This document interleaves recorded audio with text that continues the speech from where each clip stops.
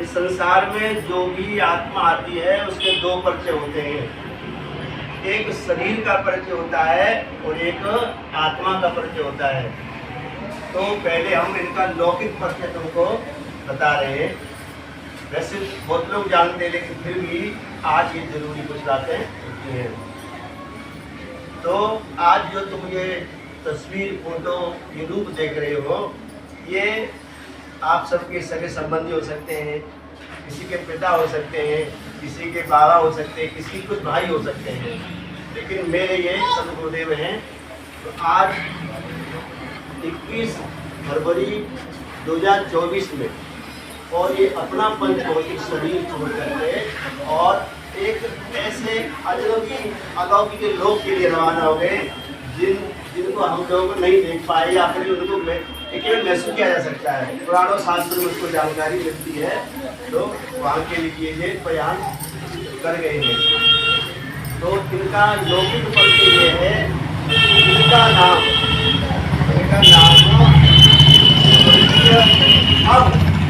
अब इनका नाम इसके लिए बड़ी बड़ी यज्ञ करते हैं, बड़े बड़े पुण्य दान करते हैं, काय के लिए वैकुंठ मिले और स्वर्ग मिले। तो ये तो को नहीं मिलता है, ये किसी भी आत्मा ये होता है। लेकिन लिंग सब के आगे हम दे देते हैं, चाहे वहाँ जीवन भर पाप किए हो या पुण्य किए हो, लेकिन फिर भी क्या लिख देते हैं, स्वर्गीय। नरकीय को भी लिखता है पापी से पापी हो। लेकिन ये पुण्यात्मा महात्मा संत ज्ञानी मेरे लिए ईश्वर से ही बात कर रहे हैं। तो ये तो पुण्यात्मा है ही, ये तो स्वर्ग क्या वैकुंठ में तो ब्रह्मलीन कहा है। तो मैंने जो लिखा ब्रह्मलीन, जो ब्रह्मलीन हो गए, परम गति मोक्ष को प्राप्त हुए, मेरा भरोसा है और ये मेरी आशा और मेरे ये विचार, मेरा मन ये कह रहा है। तो इनका एक लौकिक परिचय आपको बता रहा हूँ। इनका स्वर्गीय श्री दामोदर प्रसाद शर्मा जी इनका नाम है। लौकिक अलौकिक नाम तो नाम है। और इनका एक परिवार, संसार में जब हम आते हैं तो परिवार की श्रृंखला शुरू हो जाती है। तो इनकी जो धर्मपत्नी मेरी गुरुमाता श्रीमती गीता देवी जी और इनके जो सुपुत्र हैं चंद्रशेखर शर्मा जी, देवशेखर शर्मा जी, जितेंद्र शर्मा जी और विजय शर्मा जी, ये इनके सुपुत्र हैं, जिन्होंने भरसक अपने पिता ईश्वर रूपान करके पूरी सेवा की है। मैं तो जानता हूँ क्या है। और उनकी पुत्र बधू हैं श्रीमती कमलेश देवी, श्रीमती रश्मि शर्मा देवी, सपना देवी शर्मा, विनीता शर्मा, उनकी पुत्र बधू हैं। और इनके जो नाती हैं पौत्र वो है नितिन शर्मा, दीपक शर्मा, अंकित शर्मा और नितिन शर्मा, सुधांशु शर्मा और प्रियांश शर्मा, इनके जो पुत्र है पोते नाती हैं। और एक मानव शर्मा और ज्योति शर्मा, इनके सभी पुत्र हैं। इनकी नातनी पुत्री भूमि शर्मा, हिमांशी शर्मा, आरूही शर्मा और निशा शर्मा, इनकी तो इनका पूरा बड़ा परिवार है, इस प्रकार की कोई कमी नहीं है। नाती तत्व इनकी श्रृंखला आगे चली है। तो वैसे तो एक बात से दुख होता है कि हम सब के हमारे जो गुरु भाई इनके ऊपर से साया उठ गया। विशेष मुझे दुख है कि मेरे गुरु का हाथ इंदिरा स्वामी इसीलिए ठाकुर जी ने उनको मतलब कोई कष्ट नहीं किया और बैठे बैठे पूजा पाठ करके नाम करके और परम को ये चले गए। ये मेरे अंदर में बहुत बड़ी खुशी भी है, तो खुशी है। तो ये मैंने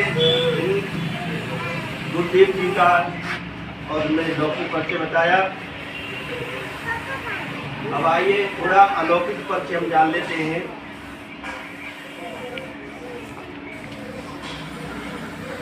हम सबका एक सांसारिक लौकिक परिचय, जैसे नाम, पहचान, गोत्र, वंश, वर्ण, जाति, इनसे हमें लौकिक परिचय, रूप, रंग, इससे लौकिक परिचय हम मानते हैं। जिससे एक आम पहचान होती है। लेकिन वास्तविकता में एक बार की बात बताऊं, स्वामी रामकृष्ण परमहंस जो महाकाली के उपासक थे, शंकर काली विष्णुपति थी, उनके परम शिष्य स्वामी विवेकानंद, तो एक बार किसी ने सुन लिया कि रामकृष्ण परमहंस को और साक्षात काली दर्शन देती है, तो वो मिलने के लिए आया।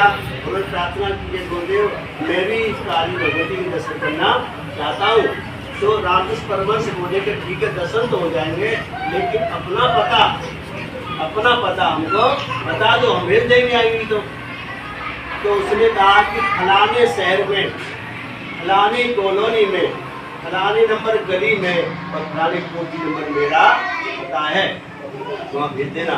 तो रामकृष्ण परमहंस बोले, अरे ये तो तुम्हारे मकान का पता है, तुम अपना पता बताओ कि मेरा नाम फलाना करोड़ीमल सेठ है। तो कौन है आप? तो मैं हूँ ना। तो बोले, अरे ये तो अपने हाथ का इशारा कर रहे हो। अरे मैं हूँ ना, ये तो अपने सीना का इशारा कर रहे हो। अरे मैं हूँ ना, ये तो अपने माथे का इशारा कर रहे हो। तुम कौन हो? एकदम से वो चकमगा गया, कहने लगे कि मैं जाओ, जिस दिन तो अपना पता लगा दोगे कि तुम कौन हो, वाते माई आप कौन है, तो उसी दिन में भगवती को भेज दूंगा। तो जब अब तक वो अज्ञान में था, एक लौकिक परिचय बता रहा था, अपना सांसारिक परिचय बता रहा था, लेकिन उस परम शक्ति को पाने के लिए, चेतना को पाने के लिए तो हमको ये लौकिक परिचय एक तरफ रखना पड़ेगा और एक आत्मिक परिचय हमको और जानना पड़ेगा, मानना पड़ेगा और उसके अनुसार हमको जीवन अनुसरण करना पड़ेगा। बंधन मोक्ष कुछ भी नहीं है, बंधन केवल मन का है, मन का ही उत्थान होता है और मन का ही बंधन होता है। यदि हमने मन से सारे जीवन ज्ञान प्राप्त करके अपने आप को आत्मा मान रखा है और तो आत्मा मान करके उसके अनुसरण कर रहे हैं, तो निश्चय बंधन मुक्त है।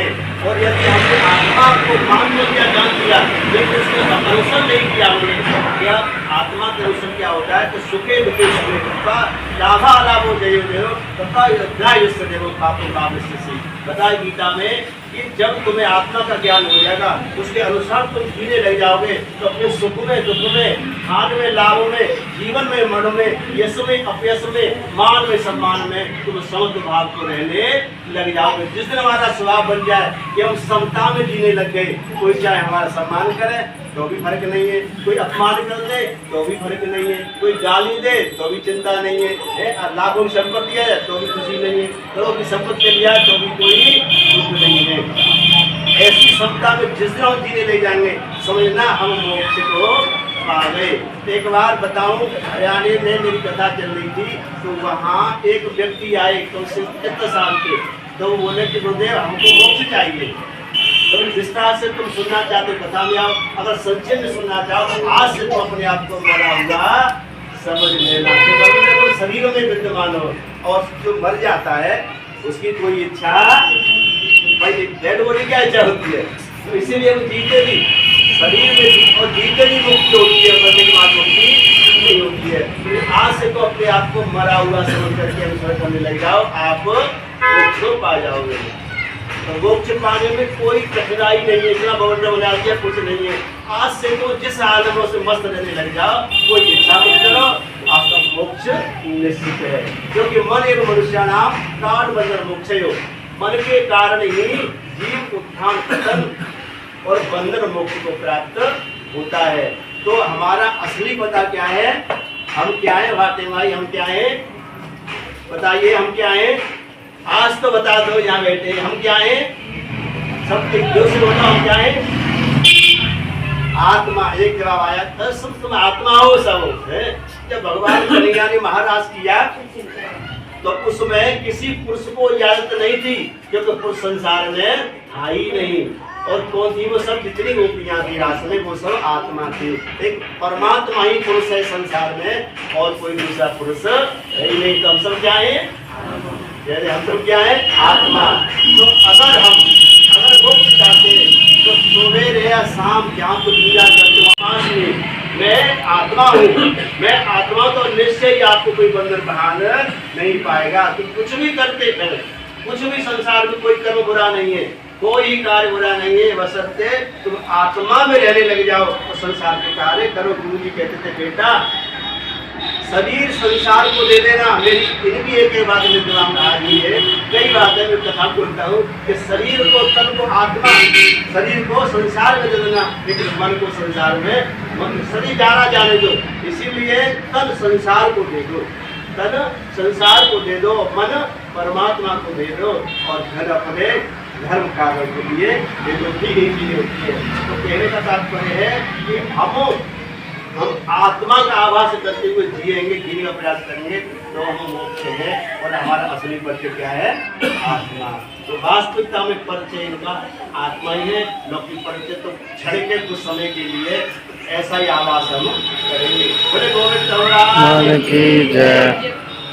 अब आइए, वैसे लोग कहते हैं एको ब्रह्म द्वितीय नास्ति, एक ही ब्रह्म है, लेकिन कभी कभी क्या होता है कि समय अनुसार और धर्म की स्थापना के लिए वही ब्रह्म अनेक रूप धारण कर लेता है समय। जैसे समझो, जैसे एक व्यक्ति है और एक व्यक्ति की 3 जगह पोस्टिंग है। सपोज मान लीजिए एक व्यक्ति है, उसका कॉलेज है बड़ा, और कॉलेज में जाता है घर तक टीचिंग कराने के लिए, तो उसका क्या हो गया? वो मास्टर हो गया। अभी क्या है, तो उसकी एक दुकान है, बड़ी अच्छी दुकान है, तो वहाँ 1 घंटे टाइम देता, वहाँ बैठ के क्या हो गया? वो दुकानदार सेठ जी हो गया। वो मान लीजिए बड़ा पैसे वाला, उसका हॉस्पिटल है और डॉक्टर की डिग्री भी उसके पास है, तो वहाँ जब मरीजों का इलाज करता तो कौन हो गया? वो एक ही व्यक्ति है।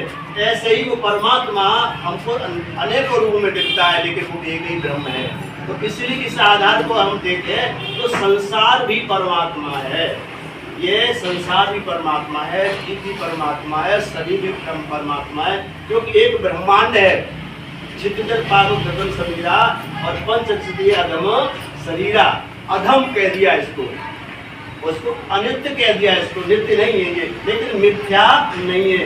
लोग कहते हैं कि ब्रह्म सत्य जगत मिथ्या, कुछ लोग विद्वान कहते हैं कि मिथ्या संसार मिथ्या नहीं है, ये पहले भी था, आज भी है और आगे भी रहेगा, जो सनातन है। ये जो संसार में क्या है?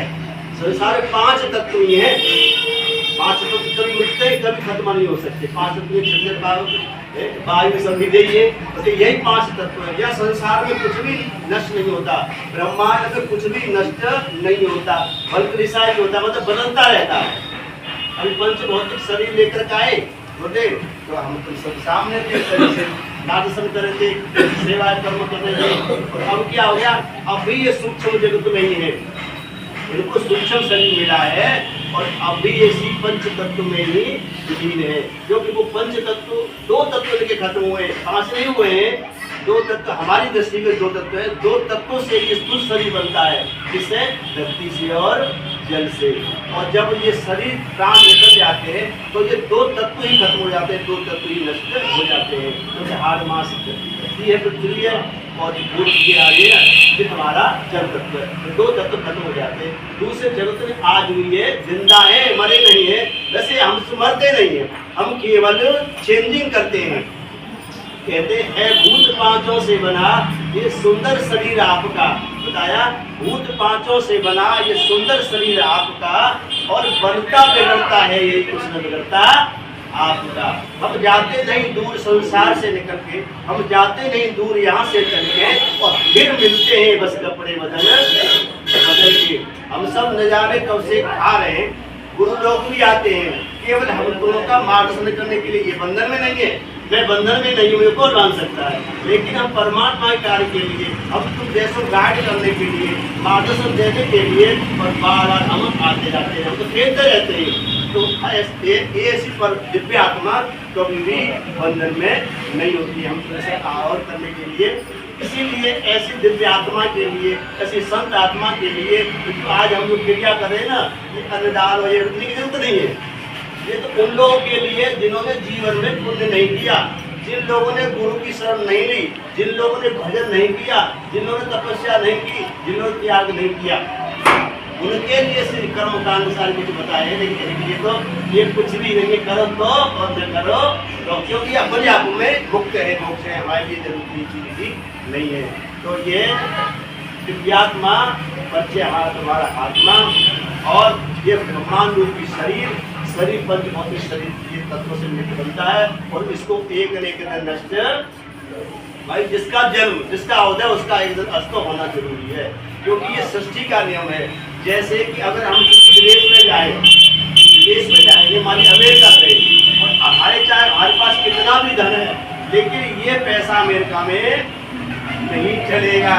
और कहीं ऑफिस में वो अपना पैसा अपनी मनी को करेंसी में जमा करानी पड़ेगी, और वहाँ की हमको लेनी पड़ेगी, और वहाँ के सारे रूल हमको अपनाने पड़ेंगे, तब जाकर के उसको एंट्री मिलेगी, जब वहाँ भी जाकर के हम सफर कर सकेंगे। ऐसे ही अन्य लोगों के लिए केवल पृथ्वी पर कोई भी आएगा, परमात्मा भी जब आता है तो वो भी यहाँ ये स्थूल शरीर लेके आता है, और उसके लिए ये धरती और जल की आवश्यकता पड़ेगी।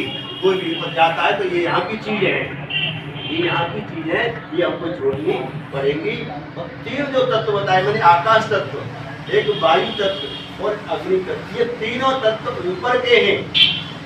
अग्नि को कभी जलाओगे तो ऊपर को ही भागेगी, वायु को कभी तुम आजाद करोगे तो ऊपर को ही भागेगी, खाली जगह में तो बोलोगे तो सब ऊपर को ही जाएगा, तो शब्द आकाश का रूप है। तो ये तीन तत्व ऊपर के, अर्थात अन्य लोगों के तीन तत्व में केवल दो तत्व, जल को तुम कभी छोड़ना, नीचे को ही आएगा, उसका स्वभाव है, ऊपर नहीं जा सकता। ऊपर तुम चढ़ाओगे तो बड़े प्रयास करने पड़ेंगे, मोटर पंप ये लगानी पड़ेगी, तब जाकर के ऊपर पहुंचेगा। तो दो तत्व हमारे संसार के हैं, और तीन वही संसार का रूप इस शरीर में विराजमान है। अंदर है सब कुछ, अग्नि भी है, वायु भी है, और सब कुछ भी, आकाश भी है, सारा कुछ है। एक चीज की अगर तत्व की कमी हो जाती है तो वही हमको बीमारी बन जाती है। अग्नि खत्म हो गई, क्या होता है, जब एक पहचान बता दूं, जैसे कोई किसी का अंतिम समय आ रहा है, बता देना है, समय हो जाए तो अंतिम समय आ रहा है तो सबसे पहले उसका अन्न छूटता, ध्यान रखना पहली बात, क्योंकि इस युग में, कलयुग में प्राण अन्न में बसते हैं। सतयुग में जो प्राण बसते थे वो ज्ञान में बसते थे, संकल्प मात्र से ही शरीर छोड़ दिए जाते थे, अन्न में नहीं थे। और आज कलयुग में केवल अन्न में प्राण, अन्नमय प्राण हो गए, मनोमय प्राण, पहले विज्ञान में प्राण, फिर ज्ञान में प्राण, फिर बुद्धि में प्राण, मनोमय प्राण, अब केवल अन्नमय प्राण। तो ये पहचान है। अगर अन्न ऐसे ही एक और दृष्टांत में प्रवचन कर दिया है, रामकृष्ण परमहंस बहुत बड़े ज्ञानी तत्वदर्शी मुक्त आत्मा, लेकिन उनको एक बड़ी आदत थी ज्यादा खाने की, सुंदर सुंदर भोजन खाने की आदत थी उनको। तो सत्संग चल रहा है, संत लोग बैठे हैं और आते थे, चुपचाप, आज क्या बना रही हो तुम, आज रसम क्या बनेगा, तो बोले तुम इतने, तो बोले उनकी धर्म पत्नी, इतने तुम योगी हो, ज्ञानी पुरुष हो, संत हो, लेकिन तुम्हें खाने की ये वो आदत नहीं गई, ऐसे लालच रहते हो। तो बोले सुनो, जिस दिन मेरी खाने की रुचि खत्म हो जाएगी ना, उस दिन समझना मेरा अंतिम समय आ गया। 3 दिन पहले रामकृष्ण परमहंस अपने शरीर को छोड़ने वाले थे, तो 3 दिन पहले उन्होंने बिल्कुल आसक्ति छोड़ दी, समझ गए कि अब ये जाने वाले। तो अन्न जब छूटने लगे तो समझ लेना कि अब ये आत्मा अपने लोग को जाने वाली है। तो इस तरह से ये शरीर दो तत्व काम छोड़ करके आज यात्रा करते हैं। अब इस शरीर में ये ब्रह्मांड है, इसमें सबसे पहले है बुद्धि, और बुद्धि ज्ञान रूप गुरु रूप है। जैसे आत्मा और मन, अर्थात ये संसार और वो लोग, ये दोनों के बीच में कौन है, गुरु। गुरु मध्यस्थ होता है। जब तक संसार से तुम उस लोग की सैर नहीं कर सकते, जब तक संसार से उस लोग में नहीं जा सकते, जब तक तुम बुद्धि रूपी गुरु का ज्ञान प्राप्त नहीं करोगे, क्योंकि गुरु मेडिएटर है, गुरु बीच में जोड़ने वाला होता है, संसार से प्राणी को हाथ पकड़ के परमात्मा के चरण में लाने वाला गुरु होता है। तो गुरु है जे बुद्धि कह दिया। कि वैसे गुरु का अर्थ होता है बुधन रूप, अंधकार से जो प्रकाश की ओर ले जाए, अज्ञान से जो ज्ञान की ओर ले जाए, इस मृत्यु लोक से और अमृत लोक की ओर ले जाए, उसका नाम है गुरु। लेकिन मेरे हिसाब से गुरु के 3 रूप है, मैंने 3 रूप बताए। गुरु एज ए एडवाइजर, गुरु से बड़ा कोई संसार में सलाहकार नहीं है। जो बात हम किसी से नहीं कह सकते, अपने प्रिय से प्रिय तुम कह के देख लो, कल 4 जगह बात फैल जाएगी। लेकिन गुरु ऐसा होता है कि अपने शिष्य की बात को अपने में रखता है और उसको अच्छी डायरेक्शन देता है। Adviser Guru as a contractor, गुरु एक जोड़ने वाला होता है। जैसे without contract no open account this bank, मतलब बिना गुरु के, बिना गारंटर के आप खाता नहीं खोल सकते। ऐसे ही उस पुण्य नाम की बैंक में, उस ईश्वर नाम की बैंक में, उस परम लोक ज्ञान की बैंक में, और जब तक गुरु आपका नहीं होगा तब तक खाता नहीं खुलेगा। गुरु 7 प्रकार के गुरु बताए मेरे गुरुदेव ने, आप इससे अलग देख लेना। पिछली 7 महीने पहले यहाँ भागवत हुई थी, उसमें उन्होंने केवल गुरु का ही बोला है, 7 प्रकार के गुरु बताए हैं, और उसमें आप देख लेना वो चैनल सब्सक्राइब। तो बताया कि गुरु एज ए कॉन्ट्रैक्टर, भगवान से जोड़ने वाला कौन होता है? गुरु। और तीसरा होता है गुरु एज ए गारंटर, गुरु के हैं। तो अगर हम बुद्धि रूपी, ज्ञान रूपी गुरु की शरण में जाएंगे, वैसे कहते हैं गुरु की आवश्यकता नहीं है, लेकिन अगर शास्त्र पुराण हम पढ़े, अच्छी तरह पढ़े, तो वो ज्ञान रूप ही तो गुरु है। गुरु कोई जाति से नहीं होते, गुरु कोई वर्ण से नहीं होते, गुरु रूप से नहीं होते, गुरु किसी नाम से नहीं होते। गुरु किसे होते हैं? ज्ञान से। ज्ञान ही तो गुरु है। ज्ञान तुम किसी माध्यम से प्राप्त कर सकते हो, लेकिन क्या होता है कि हम पे इतना समय नहीं है, हम अपने काम पेट पाल हो करेंगे कि शास्त्र पुराणों का अध्ययन करेंगे, तो इसलिए समय नहीं। इसीलिए हम ऐसे संत, ऐसे ज्ञानी गुरु की हमें जरूरत पड़ती है कि समय समय पर हमारा डायरेक्शन, एडवाइस, आशीर्वाद हमको देता रहे। तो इसीलिए बुद्धि रूपी ज्ञान की हमको जरूरत पड़ेगी। जब बुद्धि रूपी गुरु ज्ञान के शरण में चले जाएंगे, तब हम फिर आत्मा और परमात्मा